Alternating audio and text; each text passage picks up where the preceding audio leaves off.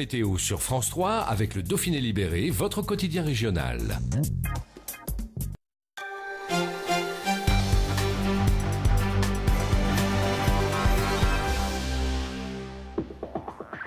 Bonjour à tous et bienvenue dans le journal des Alpes. Au sommaire ce midi, Poma Galski à l'heure de l'éolienne. Le géant mondial du transport par câble se dit prêt à investir plus de 10 millions d'euros. Des éoliennes made in France pourraient sortir de son usine savoyarde à l'horizon 2017. Au-delà de son festival du film d'animation, Annecy cultive son image de pôle multimédia avec la papeterie Image Factory, un nouveau site construit sur les friches des anciennes papeteries de Crangevrier.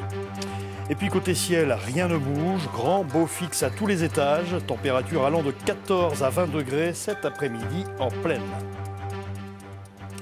Poma va donc se lancer dans l'éolienne. Le spécialiste français des remontées mécaniques mondialement connu mise sur les énergies renouvelables. Donc, il envisage de construire un site d'assemblage en Savoie qui devrait produire des éoliennes made in France dès 2017. Marie Michelier, Vincent Abran.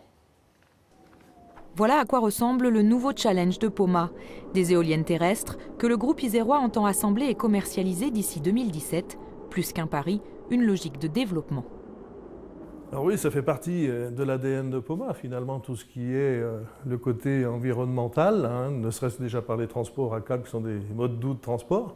Et donc, toutes ces énergies alternatives, quelque part, font partie aussi de nos valeurs. Et c'est pour ça qu'on s'est lancé au niveau du groupe.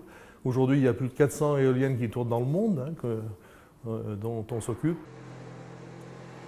Car c'est bien un transfert de savoir dont il s'agit. Poma, le spécialiste du transport par câble, s'associe au fabricant d'éoliennes italien Lightwind. Tous deux font en effet partie aujourd'hui du même grand groupe industriel. Si certaines de leurs technologies sont proches, comme celle des moteurs lents par exemple, Poma compte surtout jouer sur son expérience dans la gestion d'exploitation. Une expérience qui pourrait facilement s'appliquer aux parcs éoliens. Un paramètre reste pour autant prioritaire, développer et implanter du Made in France 100% alpin. Le challenge pour Poma, c'est de franciser en tout cas tout ce savoir-faire et de devenir français chez les Français, en Savoie en l'occurrence, avec une usine d'assemblage, de fabrication, de mise en place de toutes ces éoliennes sur le marché français. Si le lieu de ce futur site n'est pour l'instant pas arrêté, l'entreprise annonce d'ores et déjà un investissement de plus de 10 millions d'euros. La création d'emplois, elle, suivra le carnet de commandes, des commandes qui ne devraient pas manquer, car à l'heure de la transition énergétique, le marché existe bel et bien. Et à propos d'éoliennes, le parc de la Vanoise cherche des solutions pour alimenter en électricité les 50 refuges qu'il héberge, plutôt que des panneaux solaires qui ne fonctionnent que le jour ou des éoliennes tributaires du vent. Le parc s'est tourné vers une société grenobloise qui a mis au point un hydrogénérateur capable de produire de l'électricité à partir de petits cours d'eau. Grégory Lespinasse, Vincent Abran.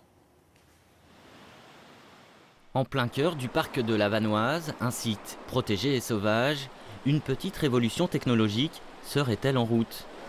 Voilà la bête, quoi. Donc c'est notre hydrogénérateur, le H240. L'eau passe au niveau de la turbine, de l'alternateur, va faire tourner les pales et va nous générer de l'électricité. Produire de l'électricité grâce à cet hydrogénérateur. À plus de 2000 mètres d'altitude, un enjeu pour ce petit refuge de 38 places. Quelques appareils électriques, des besoins limités, mais qui étaient dépendants jusqu'à maintenant des panneaux solaires. On a de l'électricité pour vraiment ce qui est de confort, la lumière dans le bâtiment, mixer la soupe, un petit ordinateur tout petit pour de temps en temps un peu de musique ou de l'administratif. Le peu d'énergie qu'on a, alors on attire des panneaux solaires, surtout par temps de beau temps. Et en fait, cette année, on a eu une hydrolienne qui a été installée dans le torrent, qui permet d'apporter de l'énergie en continu. Et donc, le gros avantage, c'est que la nuit, ça rechargeait nos batteries et du coup, on ne se retrouvait pas avec des petits déjeuners à la bougie, quoi. L'hydrogénérateur, une installation très légère développée par une start-up grenobloise. Un système innovant et peu contraignant conçu au départ pour les voiliers. L'alternateur se situe autour de la turbine avec les hélices que vous voyez. Il est dans le carénage. L'avantage, c'est qu'on a les éléments qui constituent l'alternateur, c'est-à-dire le cuivre, les aimants, sont complètement coulés dans la résine et sont complètement étanches. Donc on n'a pas besoin de mettre de joint d'étanchéité et on n'a pas de frein lié à de la transmission mécanique, ce qui fait qu'on peut produire de l'énergie avec des faibles débits d'eau. Le refuge de Plaisance est le premier à tester cet appareil, un système concluant qui pourrait être reconduit l'année prochaine. L'école de la deuxième chance de Savoie organise ces journées de la jeunesse et de la citoyenneté. Hier, les élèves de cette E2C, comme on dit, sont allés à la rencontre de femmes politiques pour discuter droits de la femme. Et la veille, ils ont reçu dans leurs locaux de Voglan d'autres élèves du département pour réfléchir sur le sujet. Reportage Maxime Van Oudendijk et Frédéric Pasquette. Théâtre et quiz. L'école de la deuxième chance de Savoie bouleverse son emploi du temps. Cet après-midi, elle reçoit 23 élèves des E2C de Vaux-en-Velin, Valence et Saint-Étienne pour une journée placée sous le thème des droits de la femme. Les Savoyards ont préparé un quiz sur le sujet à leur façon.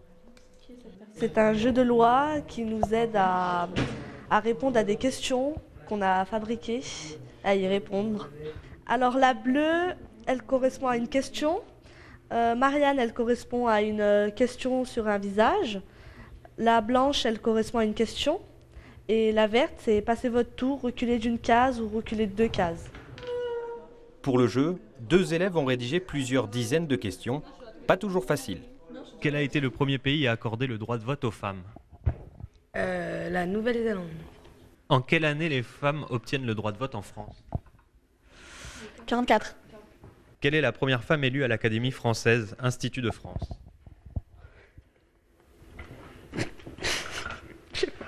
Réponse, Marguerite Yourcenar. Mais ici, l'enjeu n'est pas seulement la place de la femme.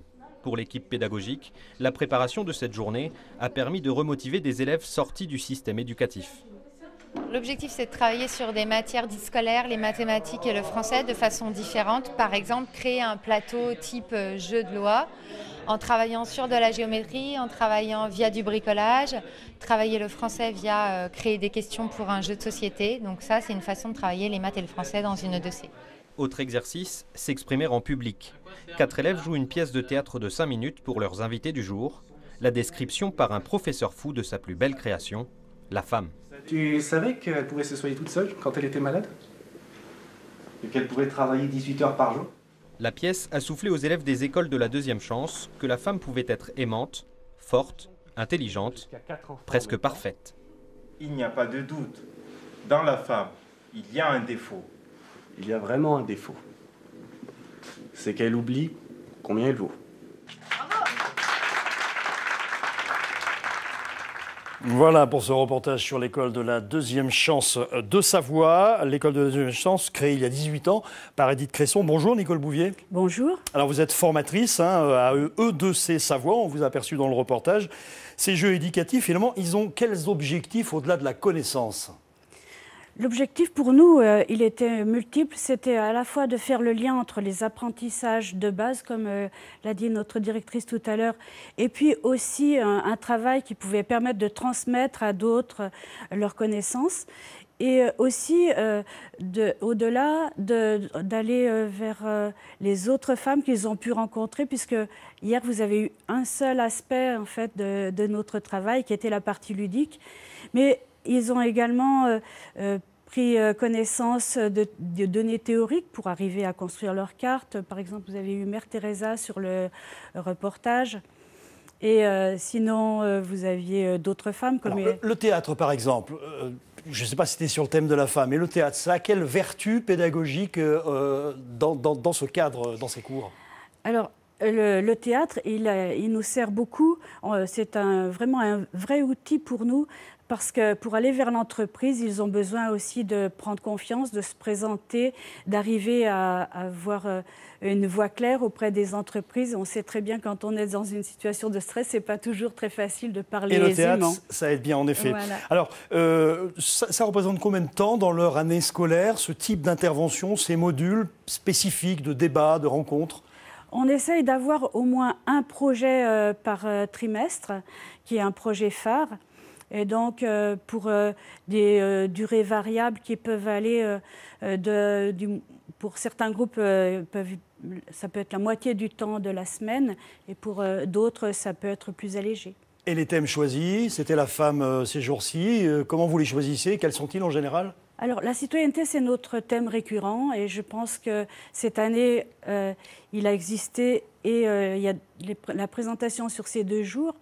Mais il y a également d'autres projets qui concernent l'emploi, par exemple, comme le projet Mont-Blanc qui vient de se terminer et qui était en relation avec le CJD en Savoie, le Centre des jeunes dirigeants, qui a aidé nos jeunes pour les accompagner, pour faire un pas en avant vers le Mont-Blanc. C'est pour ça que ça s'appelait « Chacun son Mont-Blanc ». Bien choisi. Merci Madame Bouvier d'avoir répondu à nos questions. Merci à vous. Merci. En Haute-Savoie, Annecy a enfin son pôle d'entreprise dédié aux multimédias. Étroitement lié au festival du film d'animation de la ville, les papeteries Image Factory ont vu le jour aux anciennes papeteries de Crangevrier. Les nouveaux locaux accueillent jusqu'à 300 collaborateurs. Xavier Schmitt, Didier Alban. En pleine création, les équipes d'animation planchent sur de nouveaux épisodes d'un dessin animé, Zig et Charcot. Le studio Caribara est l'une des 25 entreprises qui viennent de s'installer. C'est aussi le cas de ce producteur audiovisuel. Il n'a pas hésité à quitter Paris. On est venu s'implanter ici parce qu'en fait, nous, de plus en plus sur les projets qu'on développe, on a un aspect purement vidéo, classique, et de plus en plus des dérivés qu'on appelle transmédia. L'ensemble de ces acteurs se retrouvent réunis, ce qui est assez rare en France, sous un même lieu. Et en plus, c'est un lieu qui a du caractère, qui a du charme, donc tout concordait pour qu'on vienne s'installer ici. Septembre 2013, la démolition des anciennes papeteries de Crangevrier, fermées depuis 2006. Mais les murs extérieurs sont conservés, un rappel du passé industriel de la ville et un lien avec sa nouvelle vocation, une pépinière d'entreprise, mais aussi un écoquartier. Le projet est financé par un partenariat privé-public. L'équipe municipale a voulu à la fois créer beaucoup de logements, il y en a 600, mais retrouver plus d'emplois que ce que nous en avions perdu à l'époque, 115 emplois perdus. Ici, il y en a déjà 90 de retrouvés et on en attend 200 à 300 à terme. Le pôle de l'image numérique est orchestré par des experts, les organisateurs du Festival international du film d'animation d'Annecy, le plus grand du genre dans le monde. On profite de l'audience, de la réputation du festival pour dire venez vous installer à Annecy, il y a cet événement et puis autour de ça, on a créé un environnement, un écosystème qui est très favorable au développement de votre activité. Du jeu vidéo au multimédia, l'image numérique occupe 300 entreprises, 1200 personnes dans le bassin d'Annecy. Le deuxième volet de notre série sur les conséquences du réchauffement climatique dans les Alpes. Aujourd'hui, Françoise Gay et Vincent Abran reviennent sur l'aspect le plus visuel de ce réchauffement, le recul des glaciers. À Chamonix, cette année, la canicule estivale a encore accéléré la fonte de la mer de glace qui est surveillée depuis 1960.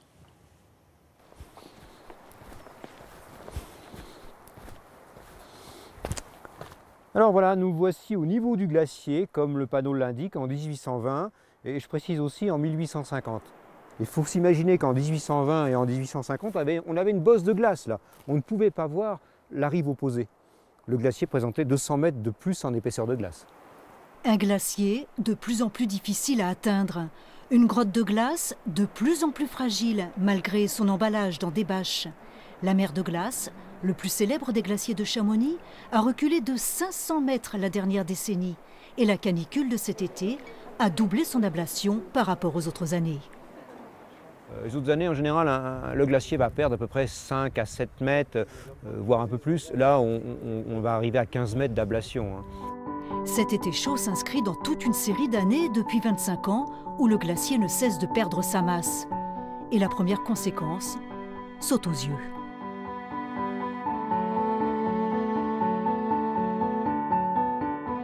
C'était un glacier blanc qui est en train de se transformer en glacier noir. Ce n'est pas un jeu de mots, c'est un terme qu'on utilise en glaciologie. Glacier noir, à contrario au glacier blanc, c'est un glacier couvert de cailloux. Et le dernier kilomètre de la mer de glace qu'on a là sous les yeux, c'est un glacier noir, alors que le reste encore à peu près blanc. La deuxième conséquence est plus inquiétante. Si la planète continue de se réchauffer, accélérant la fonte des glaciers, un élément vital sera touché, car les Alpes sont en quelque sorte le château d'eau de la France. Si par exemple les glaciers des Alpes disparaissent, scénario catastrophe, dans 100 ans, il n'y a plus de glaciers ou des tout petits résidus de glaciers, c'est peu probable, hein, eh bien on n'aura plus de stock d'eau douce pour alimenter les rivières pendant les journées chaudes de l'été. Si on a des longs étés très secs, comme cette année, eh bien toutes les rivières seront à sec. Les nappes phréatiques seront asséchées aussi. Ça pose quand même un problème pour l'alimentation en eau.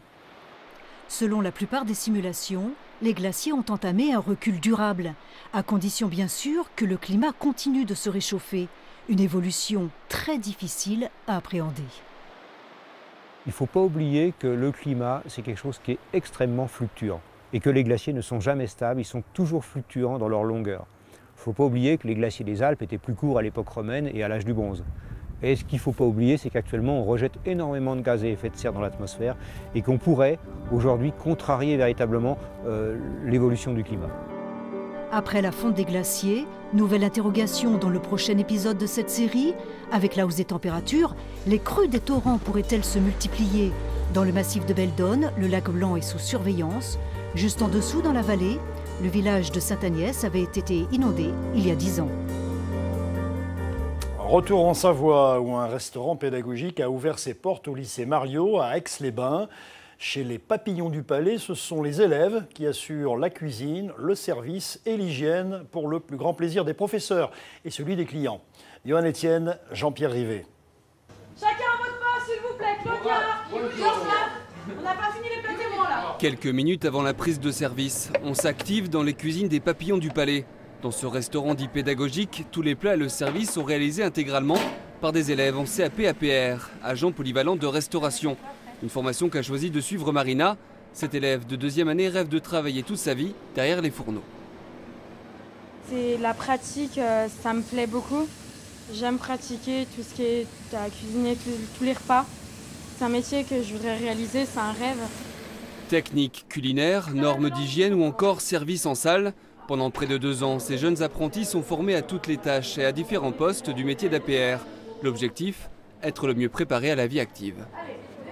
Les APR2, ils cuisinent les plats, ils les mettent au frais et moi quand j'arrive, je prends les plats et je les dresse. Pour après les mettre en banque froide et servir aux gens. Vous voyez justement peser au gramme près. Oui, c'est pour que ça fasse pile poil le nombre exact. Couscous, la louche au milieu de l'assiette. On fait un trou avec le dos de la louche et on met les boulettes et les légumes.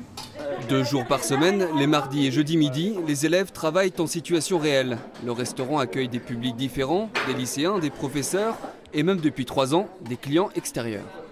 Il faut bien sûr avoir réservé, donné son nom à l'accueil pour pouvoir entrer, puisqu'on ne rentre pas dans un établissement public comme ça. Mais donc sur nos tables, on a divers publics qui viennent manger ici. Et c'est vrai que c'est important ces clients extérieurs parce qu'ils ont toujours un regard nouveau sur nous. Donc on est toujours en train de progresser parce qu'il y a des choses qui leur plaisent, des choses qui leur plaisent moins, mais on progresse tout le temps. Au-delà de l'accueil et des menus variés, les clients apprécient également la note. Pour une formule entrée plat dessert, il faudra débourser 6,50 € avec le café compris. Et on termine avec du football et le but qui a fait mal aux Lyonnais hier soir, celui du Grenoblois Sofiane Feghouli qui joue à Valence en Espagne et qui a transpercé la lucarne du gardien lyonnais à la 40e minute. L'OL s'incline 0-1 pour son 2e match de Ligue des Champions. Ça va être dur pour la suite. Voilà pour l'information régionale de ce midi. Rendez-vous 19h ce soir avec Valérie Chastelan pour le prochain Journal des Alpes.